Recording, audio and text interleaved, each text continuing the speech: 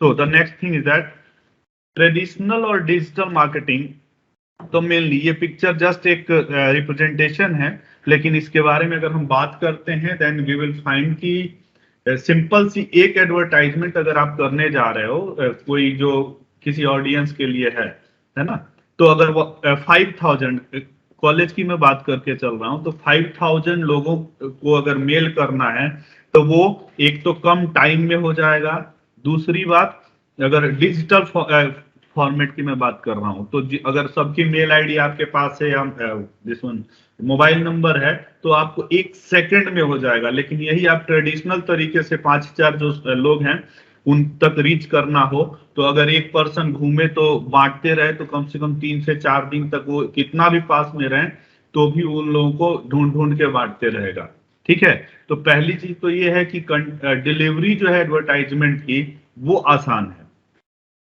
और अगर मान लीजिए डिलीवरी के लिए हम कोई पर्सन रखते हैं तो वो भी बहुत डिफिकल्ट हो जाएगा। ठीक है, क्योंकि अगर 1 या 2 लड़के रखते हैं और किसी के जो पर डे का अगर एक्सपेंस मान लो 500 700 1000 भी जोड़ते हैं, 500 ही जोड़ लेते हैं, तो 500 रुपए अगर उसको देते हैं या पर कॉस्ट के हिसाब से कि एक किसी को पंपलेट आप डिस्ट्रीब्यूट कर रहे हो तो 2 पैसा 5 पैसा 10 पैसा भी दे तो एक बहुत बड़ा अमाउंट हो सकता है। ठीक है, तो डिलीवरी कॉस्ट है। दूसरी बात कि टाइम बहुत लगेगा। सपोज दैट कि आज ही अचानक से कुछ प्लान किया आपने कि हाँ चलिए हमें ये इवेंट कराना है, और फिर अब इवेंट जैसे ही आपने कोई क्रिएट किया या कुछ बनाया तो उसके बाद आप उसको मार्केट करना चाह रहे हो तो पहले तो उसको प्रिंट कराइए, तो प्रिंट करने में कॉस्ट भी लगा, कॉस्ट के साथ साथ में आप पेपर्स की कॉस्टिंग है, उसमें पर्सन्स की कॉस्टिंग है, टाइम जो है वो। लेकिन अगर यही आप डिस्ट्रीब्यूट करना चाहो ऑनलाइन तो क्या है, क्विक एक मेल लिखोगे और या कुछ डिजाइन करोगे और डिजाइन करने में जितना टाइम लगे उसके बाद जस्ट आपको एक क्लिक पे शेयर कर दोगे अगर आपके पास डेटा है तो। हाँ, यहाँ पे ये जरूर बात की जा सकती है कि सर बैकबोन जो है वो होना चाहिए। जैसे लैपटॉप है 30-40 हजार का है या फिर सर्वर है या इंटरनेट है, तो जब आप एक बार बैकबोन बना लेते हैं तब डिजिटल मार्केटिंग की बात की जाती है, तब वो सस्ता पड़ता है। और चूंकि हर आदमी डिजिटली कनेक्ट है तो आपको स्पेंड नहीं करना है, सब लोग ऑनलाइन मार्केट में है और ऑनलाइन चीजें क्रिएट कर रखा है पर्सनल अपने लिए, आप उसी प्लेटफॉर्म का बेनिफिट उठा लेते हैं। फेसबुक पेज क्रिएट कर दिया, इवन कि सबके पास व्हाट्सएप चल रहा है तो उस पे आप शेयर कर रहे हो, तो क्या है कि आपका जो एडवर्टाइजमेंट डिलीवरी कॉस्ट है वो वहां पे कम होता है। आप क्विकली कर लेते हो तो टाइम कम लगेगा। सेकेंड थिंग, अगर कॉस्टिंग की बात करते हैं तो अगर डिजाइनिंग में जाएं तो आप ब्रॉडकास्ट अगर कराने जाएं किसी भी एफएम पकड़े रेडियो से कैसे भी चाहें तो वो कॉस्ट बहुत ही बड़ा हो जाएगा, है ना। आप जाएंगे तो पहले 5000 10,000 के लिए 10 सेकेंड 8 सेकेंड 7 सेकेंड और एक दिन में 2 या 1-2 बार ब्रॉडकास्ट करने के लिए आपको इतना पैसा ले लेते हैं नॉर्मली। और बड़ी सिटीज में ये कॉस्ट और ज्यादा बढ़ जाती है। मैं ये बात कर रहा हूँ छोटी सिटी जहाँ की पॉपुलेशन लगभग 40,000 50,000 है, वहां की जहाँ 10 लाख 15 लाख 20 लाख है तो उस हिसाब से कॉस्टिंग इंक्रीज होती है।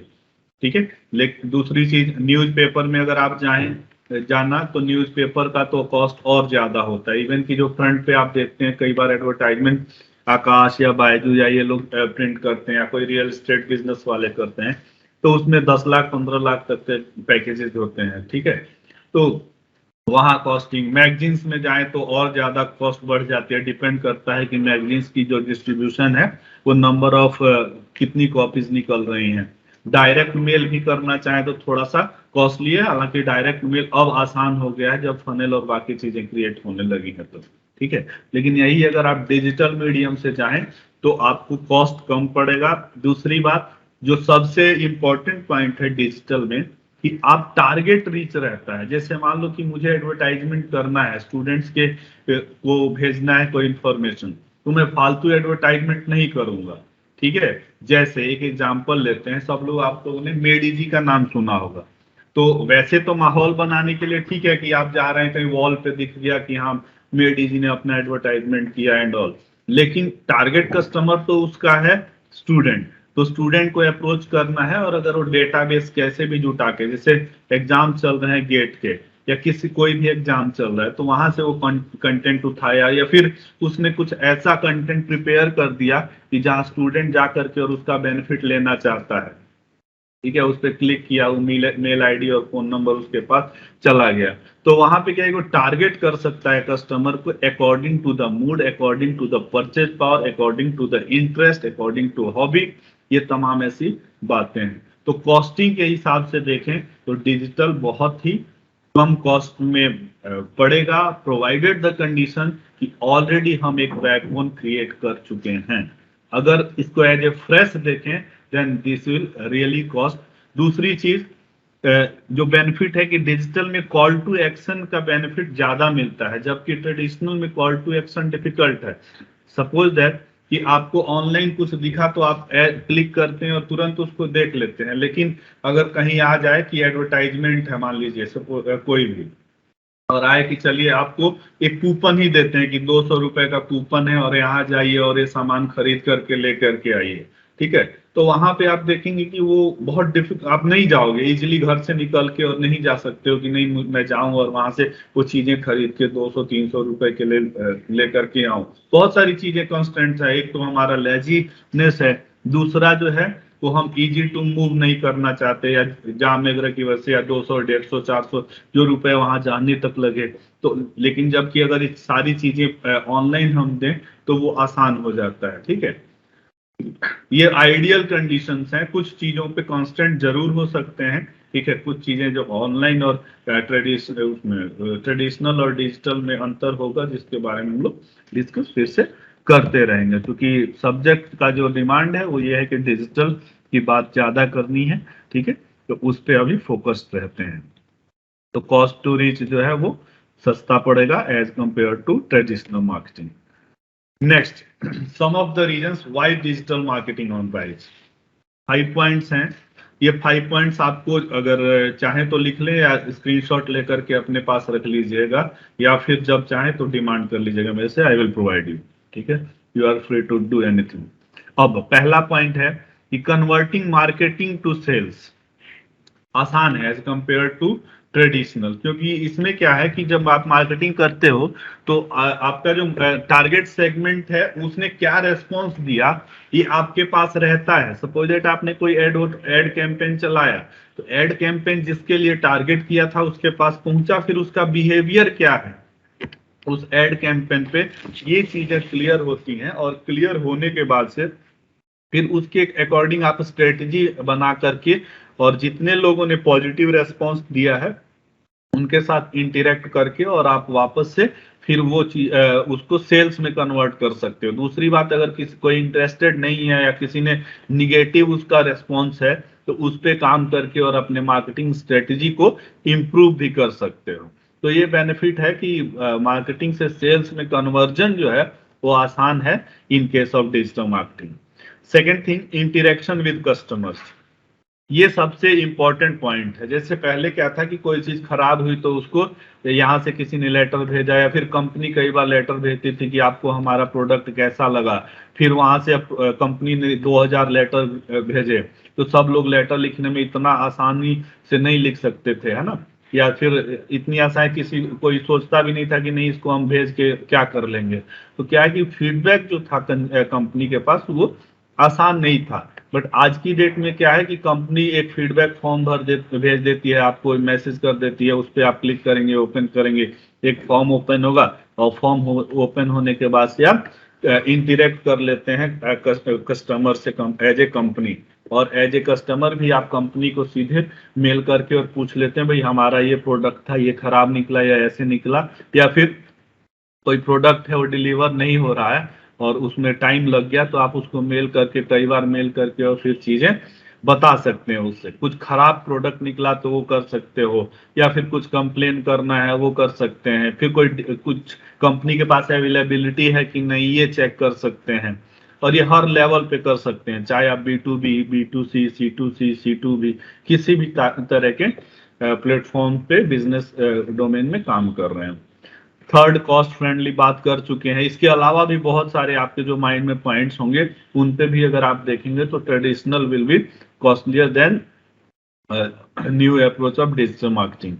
फोर्थ इज टारगेटेड रीच, ये इंपॉर्टेंट पॉइंट है। और जितनी भी कंपनियां हैं या आज की डेट में देख रहे हो कि जितने भी हायरिंग और ये सारे प्रोसेसेस चल रहे हैं, ये सिर्फ इसीलिए चल रहे हैं। चाहे आप अमेजन में कितने भी बड़े पैकेज पे कोई काम करने जा रहा है, उसके लिए भी ये उतना ही इम्पोर्टेंट है, और कि कोई अपनी कंपनी डालना चाह रहा है तो उसके लिए भी। क्योंकि अब क्या है कि कंपनियां ज्यादा से ज्यादा मार्केट सेगमेंट को टारगेट करने चाह रही हैं। जैसे मान लीजिए कि कंपनी ने कोई प्रोडक्ट बनाया तो ज्यादा से ज्यादा लोगों के पास जितने लोग पहुंच जाएंगे वही उसका सक्सेस है। अगर मान लीजिए कि कोई पर्सन है, आपने कोई प्रोडक्ट बनाया, प्रोडक्ट बनाने के बाद से आप उस पर्सन के पास सामान लेकर के नहीं जा रहे हैं बेचने के लिए जिसको चाहिए, तो फिर वो आपका प्रोडक्ट बनाना, आपकी मार्केटिंग कॉस्ट सब कुछ बर्बाद हो जाएगी। ठीक है। अच्छा, इसका पता कैसे लगे? तो आज की डेट में ये भी आसान है। आप कोई कैंपेन चलाइए, कैंपेन टारगेट मार्केट के पास जाएगा। जैसे आप स्टूडेंट के लिए कोई सर्विस लॉन्च किए, सपोज एडगेट कोर्स लॉन्च किया, ईएस का कोई कोर्स लॉन्च किया, तो लॉन्च करने के बाद सीधे जो इंटरेस्टेड लोग हैं वो उनके पास जाएगा। उसका डेटा कहाँ से आएगा? तो जो भी आपकी एक्टिविटीज है, सपोज दैट आप गेट की तैयारी करना चाह रहे हैं या गेट के लिए आप प्रिपेयर करना चाह रहे हैं, तो आपका जो सेंटिमेंट्स है वो गेट प्रिपरेशन की तरफ रहेंगे। तो आप जो सर्च करेंगे वो सब कुछ उसी तरीके का करेंगे कि हमें get online courses, get study material, get notes, इस टाइप से। और वहां से आपका जो डाटा होगा वो फेच किया जाएगा, और फेच करने के बाद आपको टारगेट किया जाएगा। तो ये आसान हो गया है आज की डेट में डेटा पे काम करना। और डेटा सेगमेंटेशन, डेटा माइनिंग और बहुत जो बिग डेटा एक बहुत बड़ा फील्ड है जो इस डेटा टारगेट को रीच करने में हेल्प करता है कंपनियों की। ठीक है, तो इस पे काम कर सकते हैं आप लोग। और साथ ही साथ ये भी चूंकि आसान हो गया है टारगेट करना, इसलिए भी डिजिटल मार्केटिंग है वो आगे की तरफ बढ़ रहा है। Fifth point, fair play. जैसे अगर मान लीजिए कोई प्रोडक्ट कोई बना रहा है, तो इवन कि छोटे भी जो कस्टमर वो है, बिजनेस ऑर्गेनाइजेशंस हैं, वो क्या है कि ऑनलाइन अपना स्पेस बना सकते हैं, ऑनलाइन स्पेस बना के और अच्छी सर्विसेज दे करके, और वो मार्केट को रीच कर सकते हैं, मार्केट को पेनिट्रेट कर सकते हैं। पहले क्या होता था कि पहले कोई भी प्रोडक्ट बना करके और मार्केट में लॉन्च करना बहुत डिफिकल्ट था। सपोज दैट आप कुछ भी बना रहे हैं, XYZ घर में ही कोई प्रोडक्ट बना रहे हैं, और उसको कस्टमर तक ले जाने के लिए पहले आपके पास बनाने की कॉस्ट होनी चाहिए थी, फिर एडवर्टाइजमेंट कॉस्ट हो, फिर उसको ले करके अलग अलग लोगों के पास पहुंचना होता था, तो कॉस्ट ज्यादा लगती थी। तो कम पैसे में बिजनेस जो है वो इतना फिजिबल नहीं हो पाता था, और वो बिजनेस स्टेब्लिश होने में 10 साल 15 साल, कई बार एक एक जनरेशन लग जाता था। लेकिन आज की डेट में क्या है कि आपके पास इवन की प्रोडक्ट नहीं भी है, आप सिर्फ उसका प्रोटोटाइप बना करके और मार्केट में पहले उसकी फिजिबिलिटी चेक कर लीजिए, सर्वे चेक कर लीजिए, सर्वे के अनुसार डेटा आपके पास आ जाएगा। उसमें से आप चाहें तो कैलकुलेट कर सकते हैं कि अगर वो प्रोडक्ट आप प्रोड्यूस करते हैं तो कितने लोग उसको खरीद सकते हैं। ठीक है, तो इस तरह की चीजें की जा सकती है, और जरूरी नहीं कि सिर्फ बड़ी ही कंपनियां हैं वही मार्केट में बनी है। जैसे आप देखें तो फिलिप्स और सोनी के प्रोडक्ट्स आपको ऑनलाइन अवेलेबल मिल जाएंगे किसी भी प्लेटफॉर्म पे, लेकिन उसके साथ में हजारों ऐसी कंपनियां मिलती हैं जो उतनी ज्यादा फेमस नहीं है, लेकिन फिर भी वो प्रोडक्ट अपना अच्छे से लॉन्च करती हैं और सेल कर लेती हैं। उनका जो इनपुट है इन टर्म्स ऑफ मनी, वो उसको पैसे को अपना उस पर प्रॉफिट कमा लेती हैं। तो ये सबसे अच्छी बेनिफिट है कि आप फेयर प्ले में रहते हैं, है ना। इसमें ऐसा नहीं होता कि सिर्फ बड़े ही जो ऑर्गेनाइजेशंस हैं, बड़े जो लोग हैं वही रहेंगे और वो छोटे लोगों को डोमिनेट कर पाए। ठीक है। हाँ, कुछ लिहाज से बात जरूर की जा सकती है कि जैसे कोई प्रोडक्ट आया अचानक से, किसी का पेटेंट है और ये सारी चीजें, और वो आकर के और दूसरे कंपनियों को इतने कम कॉस्ट में लेकर के आए कि वो दूसरे को राइज नहीं करने दे। लेकिन यहाँ भी एक कंडीशन ये आती है कि जो नया पर्सन होगा, जो छोटी बिजनेस एंटिटी है, तो उस प्रोडक्ट को खुद प्रोटोटाइप और ये सारी चीजें डेवलप करने के बाद से क्या कर सकती हैं कि इस तरीके से लेकर के आ सकते हैं कि वो नया प्रोडक्ट बनाए और उसकी कम कॉस्टिंग में क्वालिटी थोड़ी सी डाउन करके भी मार्केट में रह सकती है, तो वहां भी चल सकते हैं, या फिर अच्छी क्वालिटी में अच्छी सर्विस देने, या फिर कम एरिया पकड़ के करके काम कर सकती है। ठीक है, तो ये बढ़िया पॉइंट इसका है कि इसमें हर आदमी सरवाइव कर सकता है, चाहे वो बड़ा बिजनेसमैन है वो भी, और छोटी बिजनेस एंटिटी है वो भी।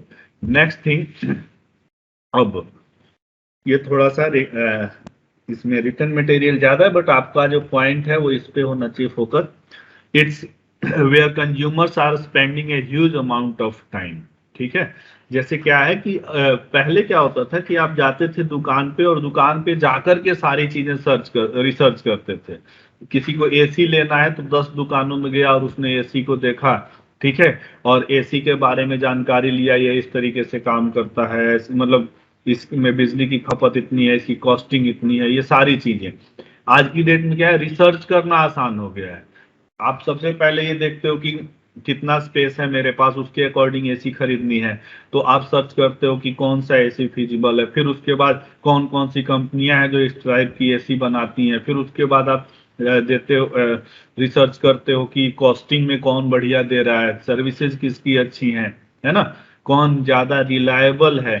तो मैक्सिमम जो लोग हैं उनका जो मेन टाइम रहता है किसी भी प्रोडक्ट को परचेज करने से पहले, वो लोग रिसर्च करते हैं। और कोविड 19 में तो हर आदमी घर से चूंकि अवॉइड करता है बाहर निकलना, तो पहले सारा रिसर्च कर लेता है, तब या तो उसको ऑनलाइन मार्केट से खरीदता है या फिर ऑफलाइन मार्केट से खरीदने की कोशिश करता है या खरीदता है।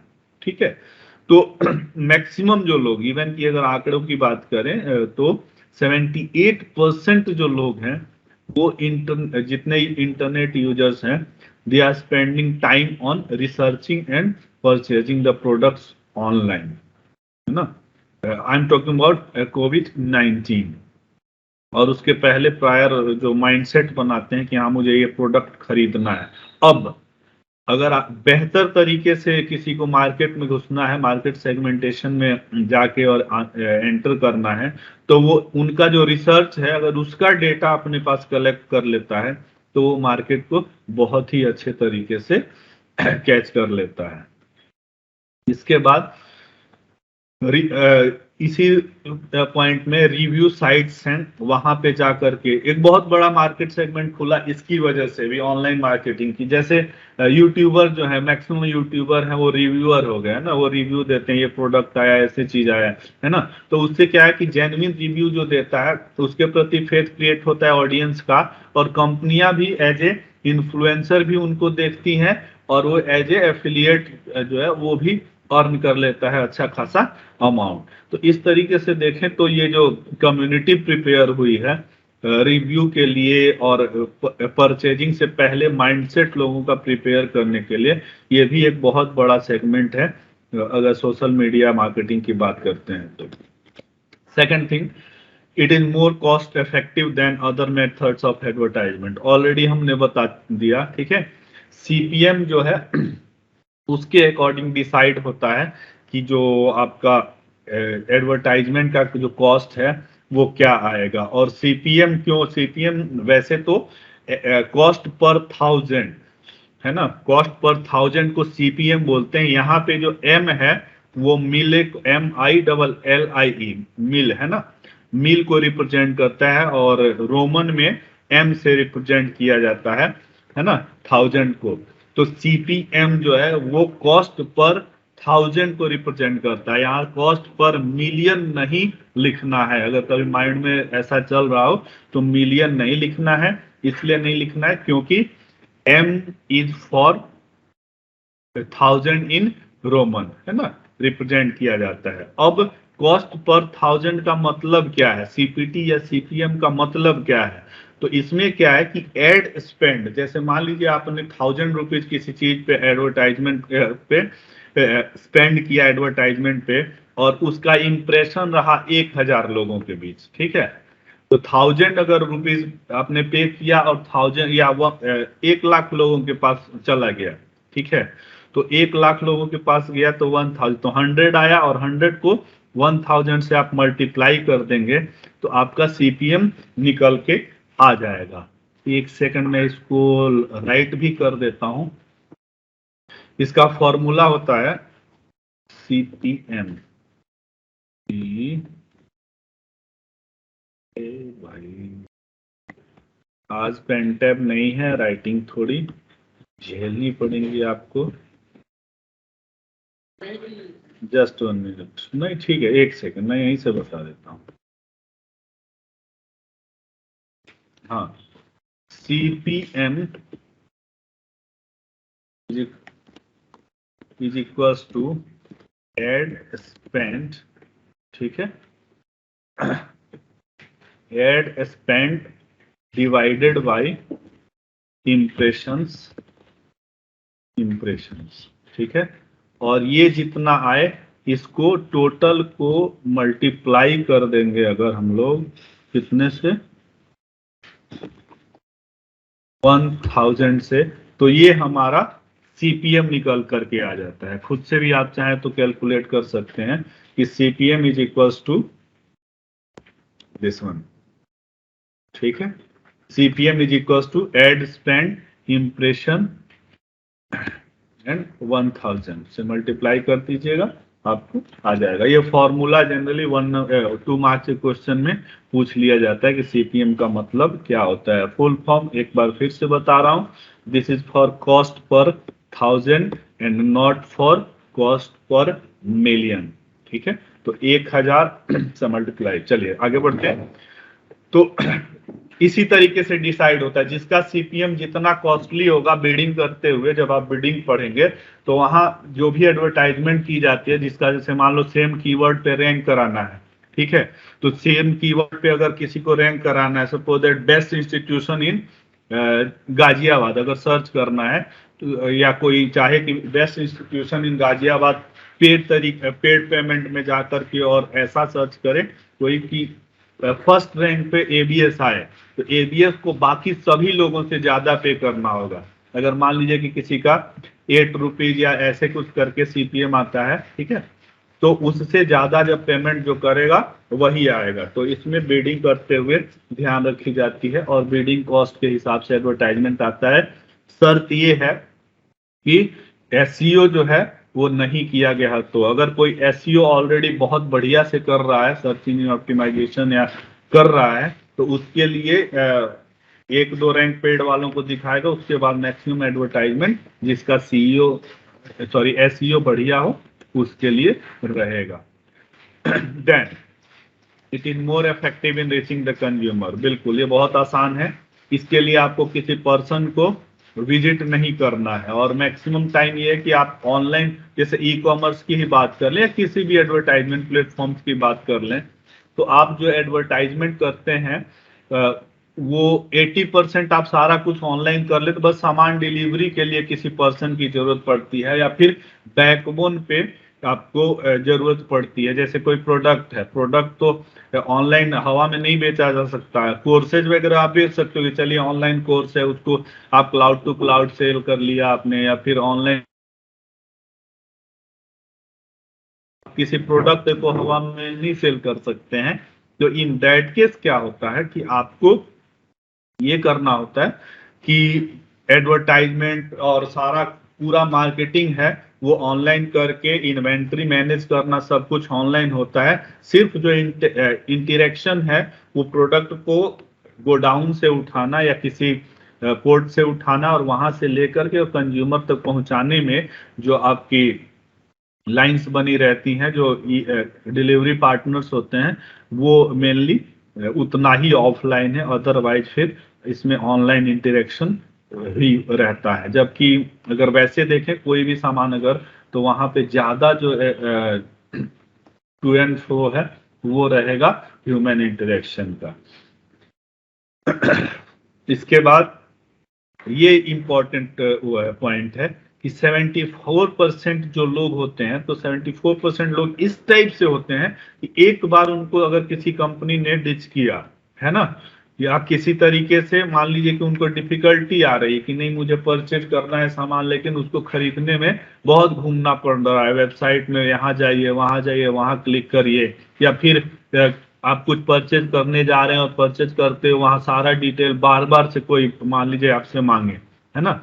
और एक ऐसी वेबसाइट हो जो सिर्फ क्लिक कर देने से आपका परचेज हो जाए सामान, है ना। तो आपका क्या करोगे, आप सबसे पहले उस पे जाओगे जहां कम इंटरेक्शन की, कम मतलब जरूरत पड़े फॉर्म फिल की। अदरवाइज मान लीजिए एक प्रोडक्ट सपोज एट xyz.com मेरी कंपनी है और flipkart.com है ना, तो xyz.com पे अगर मान लीजिए मैं कुछ सेल कर रहा हूँ, है ना, और सेल कर रहा हूँ और मैं क्या करूँ कि आपको कितने सामान चाहिए आप लिख रहे हैं, है ना, फिर उसमें आपको कौन सा कलर चाहिए ये लिख रहे हैं, फिर उसके बाद आपका जो डिलीवरी एड्रेस है वो फिर से एंटर कराओ कि नहीं अभी आप एंटर कीजिए, फिर उसके बाद मैं लिखूं कि ये आपको सामान पक्का चाहिए कंफर्म चाहिए, वहां यस लिख दिया, है ना, फिर उसमें पहले ही मैंने रिव्यू लिखवा दिया। इस तरीके का एक 10-20 पेज का फॉर्म आपको 10-20 कॉलम का वो दे दिया, फॉर्म मैंने दे दिया, और तब लिखा कि अब इसको आप 10 रुपया कम में मैं आपको दे दूंगा फ्लिपकार्ट से। तो क्या हमारा नेचर जो है वो मैक्सिमम लोग ये करेंगे कि नहीं 10 रुपए में इसके फॉर्म भरने से ज्यादा बढ़िया है कि मैं फ्लिपकार्ट पे जाऊं और वहां जस्ट क्लिक क्लिक क्लिक करके और सीधे वहां एक कोड डालूं और कंफर्म करके कॉस्टिंग को मतलब सामान को खरीद लूं। तो क्या है कि मैक्सिमम जो लोग हैं वो लेजीनेस की तरफ भी, ये बहुत बड़ा ड्रॉबैक है इसका डिजिटल सिस्टम का, है ना। हालांकि बहुत सारी चीजें ऐसी हैं जो अच्छा कर भी रही हैं डिजिटल की वजह से, फिटनेस और बाकी चीजों पे भी काम कर रहे हैं, उस पे बात अभी फिलहाल मैं नहीं कर रहा हूं, है ना। तो क्या है कि आदमी आसानी से चीजों को चाह रहा है, कंज्यूमर जो है वो स्मार्ट तो है, उसके पास टाइम भी कम है ना। और टाइम जब कम है तो जो कंपनी उसको कम टाइम में बेस्ट सर्विस देगी उसी मार्केट को वो उसी मार्केट की तरफ ज्यादा इंटरेक्शन रहेगा कंज्यूमर का। अब it brings in a higher return of investment, ठीक है। यहाँ ROI रिटर्न ऑफ इंटरेस्ट कई बार लोगों के माइंड में रहता है, तो वो नहीं रहना चाहिए। This is for return of investment, कि जो आप इन्वेस्ट कर रहे हैं उससे आपने कितना रिटर्न पाया। तो विद लोअर कॉस्ट पर lead and higher conversion rates, ROI from a successful digital strategy can greatly exceed the ROI of traditional advertisement. अब एक चीज यहां समझना ये है कि मान लीजिए कि आप कोई पैसा जितना लगा रहे हैं एडवर्टाइजमेंट पे, तो वो इतना ज्यादा ना हो जाए कि आपको, जैसे जो सामान मान लीजिए 10 रुपए का कोई सामान है उसको आप मैक्सिमम 20 रुपए में बेचना चाह रहे हैं, ठीक है। अब 20 रुपए में बेचना चाह रहे हैं तो 20 रुपए में आपका सारे कॉस्टिंग के बाद और 5-7 रुपए 10 रुपए और जोड़ लीजिए कि उसमें आपका प्रॉफिट है 30 रुपीज आप प्रॉफिट कमाना चाह रहे हैं, ठीक है। सॉरी 10 रुपया प्रॉफिट कमाना चाह रहे हैं और 20 रुपया एडवर्टाइजमेंट से डिलीवरी तक चाह रहे हैं कि हो जाए, सब प्रोडक्शन से लेकर के। अब आप क्या करते हैं कि एडवर्टाइजमेंट पे इतना स्पेंड नहीं हो जाना चाहिए कि आपका जो इन्वेस्टमेंट से ज्यादा लग जाए और रिटर्न जो है वो कम लगे, ठीक है। तो इसलिए हमेशा ही ये ध्यान रखना है कि कम कॉस्ट में ज्यादा कैसे एडवर्टाइजमेंट कर पाए और जो रिटर्न हो वो ज्यादा हो, इन्वेस्टमेंट जो है वो कम हो।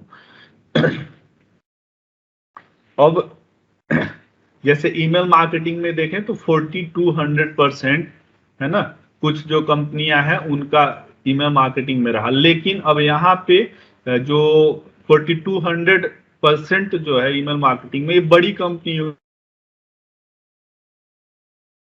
ज्यादा काम नहीं कर सकती हैं कि उनका जो रिटर्न ऑफ इंटरेस्ट हो इतना ज्यादा हो। अब ROI के लिए भी एक फॉर्मूला होता है, ROI का फॉर्मूला जो है वो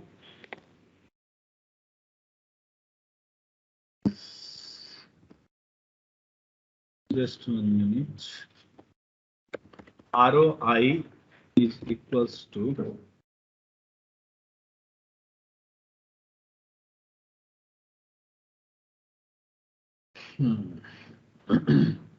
net profit.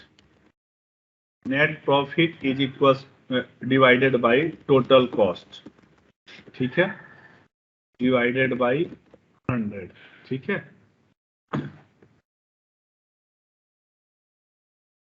नहीं, डिवाइडेड बाय 100 नहीं होगा, ये मल्टीप्लाइड बाय 100, ठीक है, मल्टीप्लाइड बाय 100, और ये ब्रैकेट में रहेगा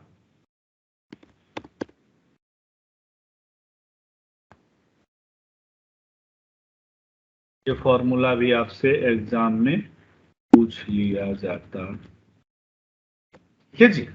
ये तो net profit divided by total cost है ना, ये है आपका ROI का फॉर्मूला, ठीक है। तो दो फॉर्मूले हैं जो इंपॉर्टेंट है, इसके अलावा जो CPM और बाकी ROI के अलावा कोई बहुत ऐसा फॉर्मूला आगे जाकर के आपको नहीं मिलने वाला है, ठीक है। न्यूमेरिकल्स भी जो आएंगे वो एक दो जो आ जाए वो इसी पे आते हैं, अदरवाइज न्यूमेरिकल्स जनरली नहीं पूछा जाता है डिजिटल मार्केटिंग में, थ्योरेटिकल पेपर होता है।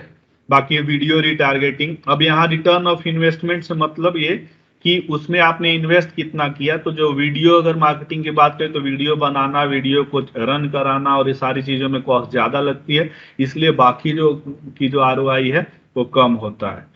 बाकी गूगल एडसेंस और अलग अलग ये हर टाइम पे चेंज होता है, market to market, time to time, और प्रोडक्ट टू प्रोडक्ट भी, और सर्विसेज टू सर्विसेज भी। इसके बाद it opens the door for advance targeting. Since moving from traditional to digital marketing, brands are able to target consumers on a multitude of levels from the basics. अब advance targeting का मतलब ये हो गया कि आपका जो टारगेट सेगमेंट, बार बार मैं कह रहा हूं 3-4 लेक्चर में यही बोला ना कि टारगेट सेगमेंट।